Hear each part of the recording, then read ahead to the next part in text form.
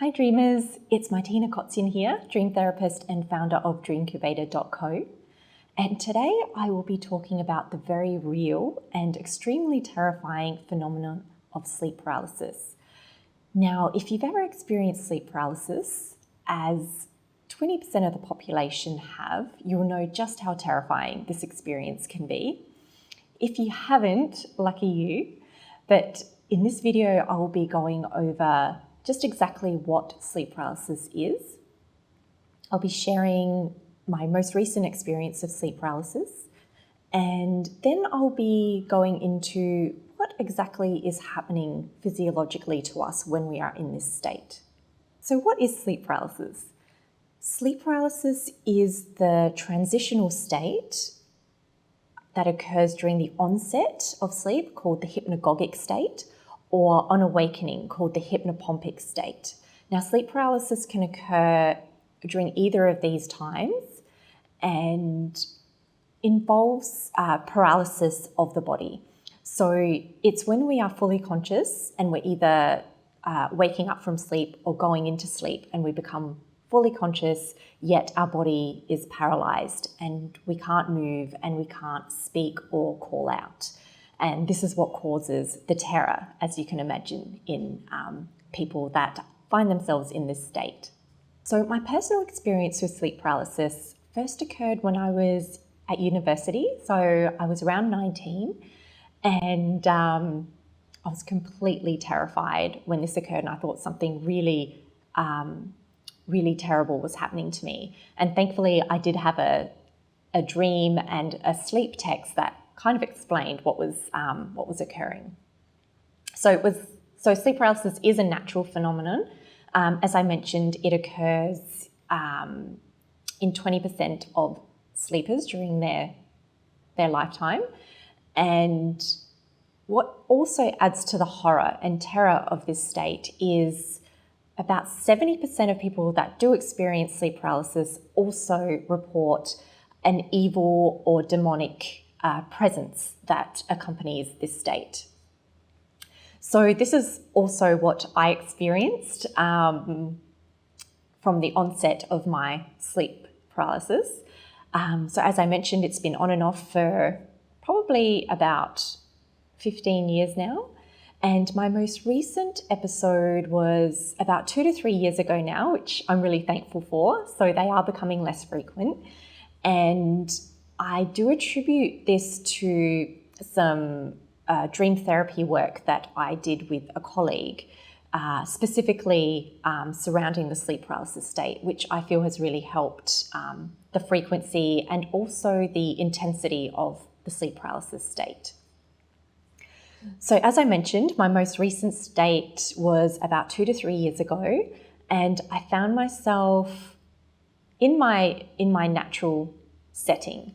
So I was asleep in my bedroom. I woke up and I could hear my partner scrambling around. I could tell he was getting ready for the gym. I wasn't fully conscious yet. I was just kind of teetering in between states. So I could hear everything that was going on. I just wasn't fully roused, even though I was conscious. And I could hear him leaving. So I could hear the door opening and then the door closing behind him and then silence. And that's when I thought, okay, it's probably time for me to fully get up now. And that's when I discovered that I was in a state of paralysis. I had experienced this before, and I was just about to enter a state of panic. And then I heard the door opening again, and I thought, oh, that's probably Peter. He's forgotten something. I was hopeful that any sort of more noises that he made could rouse me fully to full consciousness, or he could make contact with me. So any sort of physical touch helps to alleviate this state. So I heard him entering, and then I felt a presence in the room, and that's when I thought, oh gosh, what if this isn't Peter? And the terror and the panic started sinking in. Because if it wasn't Peter, then it was either an intruder or this sort of evil demonic presence that I was so accustomed to during my sleep paralysis states. So what happened next was I could feel that there was a presence in the room, but I couldn't see it directly. It was just outside my line of vision, but I could hear footsteps coming towards the bed, and I could hear a heavy sort of breathing, and that was getting closer. And eventually it crept right up to my ear, and it completely was out of my line of vision. So it managed to creep up beside me without me actually seeing this entity. And it was breathing and whispering in my ear, and that's when the panic just became out of control. And I was screaming, trying to call out, trying to thrash and fight this thing off of me, because it had now moved onto my chest.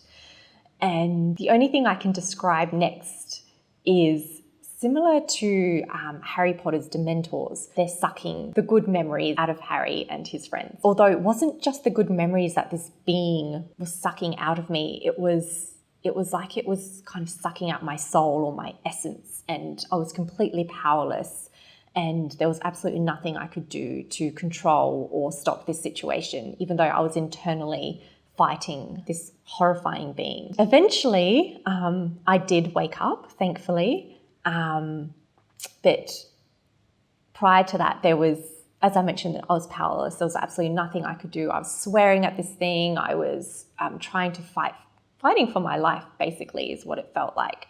And it also felt like some sort of psychic rape had occurred, which is what people throughout history have reported as the old hag that sort of sits on their chest, or the incubus or succubus that spiritually rapes them, I suppose. And on awakening, I felt the terror was still there, and I felt breathless, and I felt the extreme horror of the situation. But I also felt extremely exhausted and depleted by this experience, and also relieved that it was finally over. Okay, so what the hell is going on in this state for us, this sleep paralysis state? So researchers have discovered that there tends to be a physiological glitch, or as I like to say, glitch in the matrix that occurs during this transitional state. And what naturally occurs during the onset of sleep or on awakening is that when we're dreaming, we do become fully paralyzed to help prevent us from enacting our dream state. And this is called muscle atonia. So we do get slight twitching, and the eyelids tend to flutter as well during dream. But yeah, otherwise we are unable to move or call out. And what's also occurring during this state is that during the dream state, very interestingly, the prefrontal cortex that we know to be the logical or the rational brain also shuts down. So this is what researchers believe allows us to blindly accept what's going on in our dream state, because we don't have access to our reasoning or rational mind. So this state is shut down. But what occurs during sleep paralysis is that instead of the motor cortex, which controls our muscles, switching back on at the same time as our prefrontal cortex or our rational brain, there's a delay. So we are fully conscious, yet we can't move. So we are in this in-between state, and we're not fully awake because our motor cortex hasn't been yet activated. So we are a bit stuck. And it's interesting because this state, even though it feels like it lasts forever, only lasts for a maximum of about 10 minutes.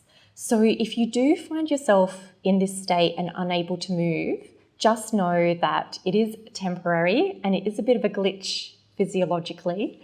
And if we can just stay calm and not panic, then we will eventually fully awaken and be fully present and have control of all of our faculties in this reality state.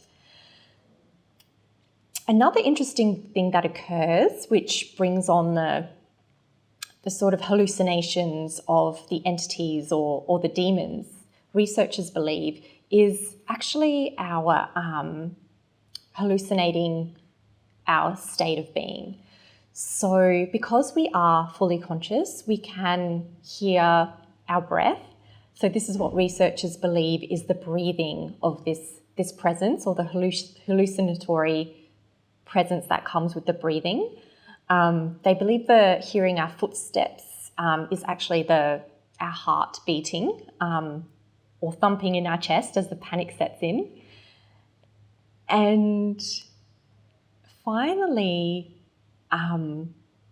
researchers believe that our dreaming state sort of kicks back in again to create these visuals and the perception of this evil presence or entity that enters this state. So I don't know if I'm entirely convinced of the hallucinatory side of things, because it does feel so real, but I can attest to the presence, preventing that presence from becoming part of this experience if we stay calm. And this is what I have practiced throughout my dream therapy session with my colleague, is just staying calm and relaxed in the body. And I have had a few experiences, probably one or two since my most recent one with the entity. However, I was able to stay calm and not panic and be in a state of knowing that this is temporary, and the actual entity didn't show up. And researchers actually believe that it is also our state of panic and fear that can bring on this secondary hallucination with the evil presence and demonic entity. So I hope that helps explain exactly what sleep paralysis is. And I find that just knowing what's occurring in the physiological state can really help with minimizing the fear of sleep paralysis, because we have a better understanding of it.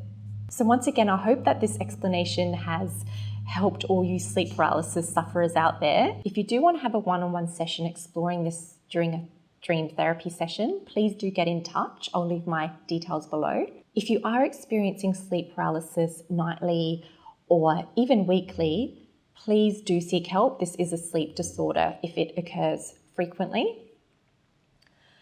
If you would like to share your sleep paralysis experience, please do comment below or share on dreamcubator.co. Thanks, dreamers, and I will be sharing more tips on how to survive sleep paralysis in my next video.